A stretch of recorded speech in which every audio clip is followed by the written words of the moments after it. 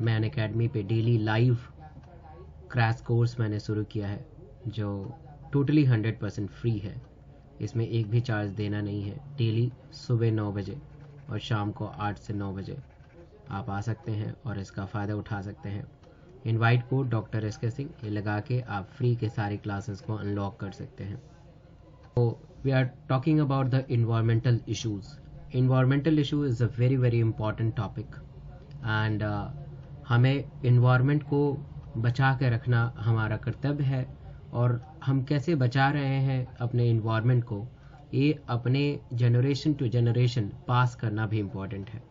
क्योंकि अल्टीमेटली जब हम नहीं रहेंगे इस धरती के ऊपर तो हमारे बच्चे रहेंगे और बच्चों को प्रॉब्लम ना हो, तो इसलिए हमें इन्वायरमेंट को प्रोटेक्ट करना बहुत ही इम्पॉर्टेंट है। हम खुली हवा में सांस लें ताकि हम स्वस्थ रहें, और खुली हवा में सांस लें और स्वस्थ रहें ये तभी पॉसिबल हो पाएगा जब हम अच्छे से इन्वायरमेंट को केयर करें, अपने इन्वायरमेंट को बचाव कर सकें, अपने इन्वायरमेंट को अच्छे से सुरक्षित रख सकें, ज़्यादा पॉल्यूशन ना फैलाएं। तो ये बहुत ही ज़रूरी है। तो environmental pollution, so what is a pollution? आप देख पा रहे हैं यहाँ पे ये गंगा नदी का डायग्राम है। ठीक है, गंगा नदी आपको पता है कि सबसे पवित्र नदी मानी जाती है, बट यहाँ पे देख पा रहे हो कोई भी पूजा का सामान यहीं पे थ्रो होगा, मरने के बाद भी लोग को यहीं पे थ्रो किया जाता है, इतना दूषित किया जाता है। ये गलत है, क्योंकि अल्टीमेटली यही पानी को हम फिल्टर करके आपके घरों में देते हैं और घर से आप पीते हैं। अगर ये इतना पॉल्यूटेड हो जाएगा तो आप कैसे इस चीज़ों को पी पाएंगे? तो हमारा पूरा स्वास्थ्य खराब हो सकता है। यहाँ देखिए, इस चिमनी से, इंडस्ट्री से इतना धुआं निकल रहा है कि हमें सांस लेने में दिक्कत हो सकती है। इसको भी प्रोटेक्ट करना और इसको कम करना ये बहुत ज़रूरी है। और यहाँ देखिए, यहाँ पे इतना कूड़ा कचरा इकट्ठा है कि पूरा फर्टिलिटी ऑफ सॉइल हैम्पर हो रहा है। तो पोल्यूशन का सिंपल सा मतलब है कि any undesirable change in the physical, chemical और biological characteristics of the air, land and water and soil is called pollution. इसको हम पोल्यूशन कहते हैं। तो pollution is any undesirable change in the physical, chemical और biological characteristics of air, land, water and soil. अगर मान लीजिए कि एयर में कुछ बदलाव हो जाए, एयर में कुछ चेंज हो जाए, एयर में कुछ बदलाव आ जाए तो that is called air pollution. Land में कुछ बदलाव आ जाए, लैंड पोल्यूशन मतलब सॉइल पोल्यूशन। वाटर में कुछ, इसके पानी में कुछ चेंजेस आ जाए, पानी का कैरेक्टरिस्टिक फीचर खराब हो जाए, वाटर पोल्यूशन। और सॉइल में आप देख पा रहे हैं यहाँ पे सॉइल में भी बहुत सारे बदलाव आ जाए तो that is called soil pollution. So pollutant is what, जो ये सारे पोल्यूशन को करे। ठीक है, पॉल्यूशन इज व्हाट, जो सारे इस पॉल्यूशन को करे, दैट इज कॉल्ड पॉल्यूटेंट। तो the agent which causes the pollution that is called pollutant, इसको हम पॉल्यूटेंट कहते हैं, right. And the human population explosion increases the demand of the food, water, home, electricity, right? जितना population increase होगा उतना ही pollution बढ़ेगा। और अगर population बढ़ेगा तो pollution बढ़ेगा, pollution बढ़ेगा तो ultimately population पे ही effect डालेगा। तो कहीं ना कहीं जो मेन कल्परेट फैक्टर है, वो पॉपुलेशन है, द ह्यूमन ग्रोथ है। जितना पॉपुलेशन उतना ही ज़्यादा तबाही। So, the Government of India has passed an Environmental Protection Act in 1986 to control the environmental pollutions and protect and improve the quality of environment. हमारे government of India ने बहुत सारे ऐसे लॉज को पास किया है ताकि हम अपने इन्वायरमेंट को सुरक्षित रख सकें और अच्छे से सांस ले पाएँ। इन 1986 अनअकैडमी ने आपके सिबलिंग के लिए, आपके छोटे छोटे बहन भाई के लिए बहुत ही बेहतरीन स्टेप लेके आया है अनअकैडमी, जो फ्री में आपके छोटे छोटे भाई जो 9th में हैं, 10th में हैं, महाराष्ट्र बोर्ड से हैं, अगर वो मराठी जानते हैं उनके लिए बड़ा ही मज़ा आ जाएगा। फ्री में लाइव क्लासेस पढ़ सकते हैं, वो अनलिमिटेड फ्री में लाइव क्लासेस पढ़ सकते हैं। बेस्ट स्ट्रैटेजी अभी से ही सीख पाएंगे और अपने डाउट क्लास को भी फ्री में ही कर सकते हैं। बहुत कमाल का स्टेप है, बहुत ही कमाल का इनिशिएटिव है। फ्री में डेली क्विजेस कर सकते हैं। 9th 10th अगर क्लास में आपके छोटे बहन भाई हैं जो ज़रूर आप सब उनको प्रमोट कीजिएगा, उनको बताइएगा कि आप अनअकैडमी लर्निंग ऐप को डाउनलोड कीजिए और आप 9th-10th का अपना प्रिपरेशन अनअकैडमी के साथ कर लीजिए। और आपको अगर समझ में आए तो प्लस भी ले सकते हैं, और प्लस लेते समय आप इस रेफरल कोड का इस्तेमाल कर सकते हैं, आपको 10% का डिस्काउंट भी मिल जाएगा। So now we are talking about the air pollution and its control. This is very very important topic, क्योंकि हम इस अर्थ के ऊपर रहते हैं और हमें हमें हमें ये भी जानना है कि हम अगर शुद्ध हवा लेंगे तो हम बीमार नहीं होंगे, हमारे फेफड़े बहुत अच्छी तरीके से काम करेंगे, हमारे लंग्स अच्छे तरीके से काम करेंगे। अगर लंग्स अच्छे तरीके से काम करेंगे तो हमारी पूरी बॉडी का ऑर्गन अच्छे से काम करेगा।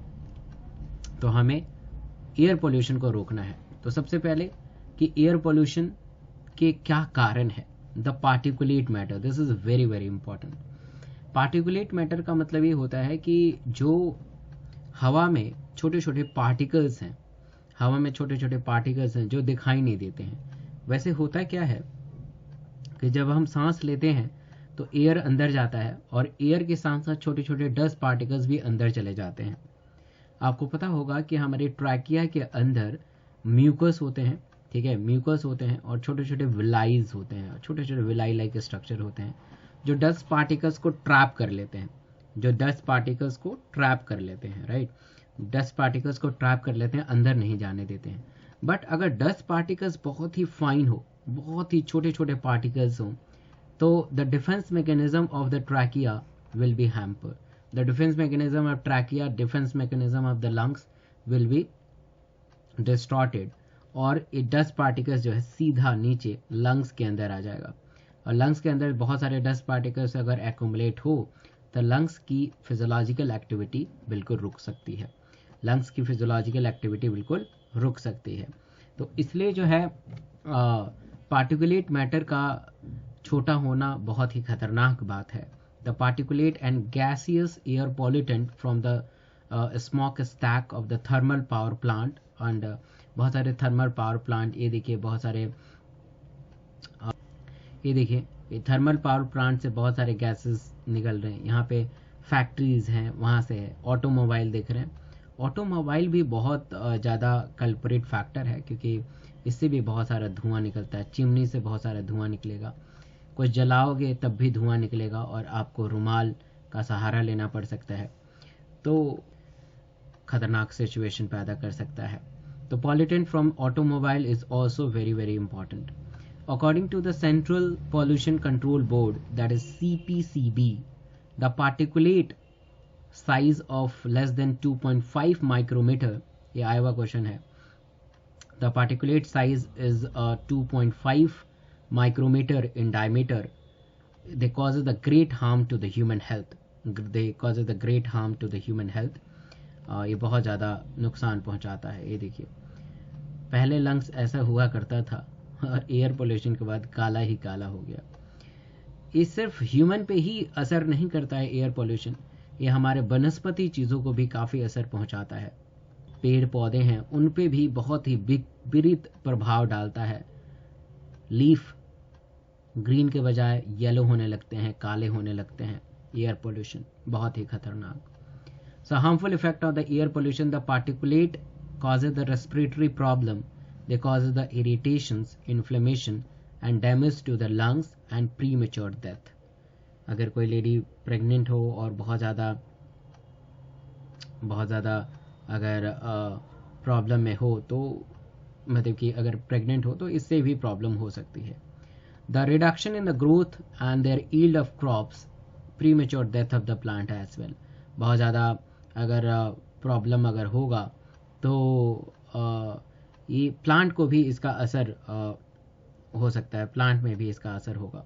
ये देखिए हम सबको ये ठानना है कि पोल्यूशन को रोकना है।